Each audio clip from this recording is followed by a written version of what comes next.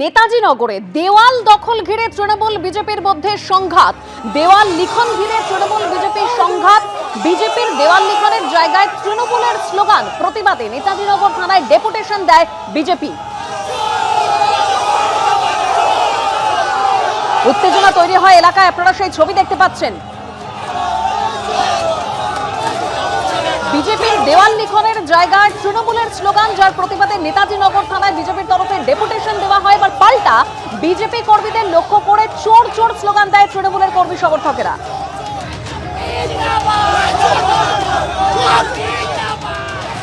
সরাসরি চলে যাবে আমাদের প্রতিনিধি হিন্দল দে আমাদের সঙ্গে রয়েছেন। হিন্দল, এখনো ভোটের দিনক্ষণ ঘোষণা হয়নি, তার আগে দেওয়াল লিখন ঘিরে একেবারে তুমুল সংঘাত।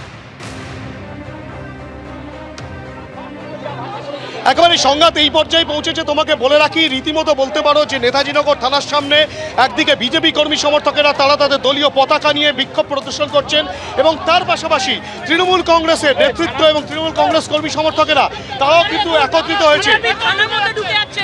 বিজেপির লোক থানার মধ্যে ঢুকে যাচ্ছে, দেখুন কিভাবে ঢোকে থানার মধ্যে।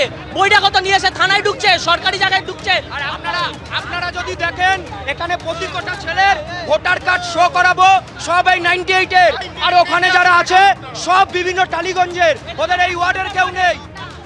100 নম্বর সব বৈরাগত এখানে এসেছে।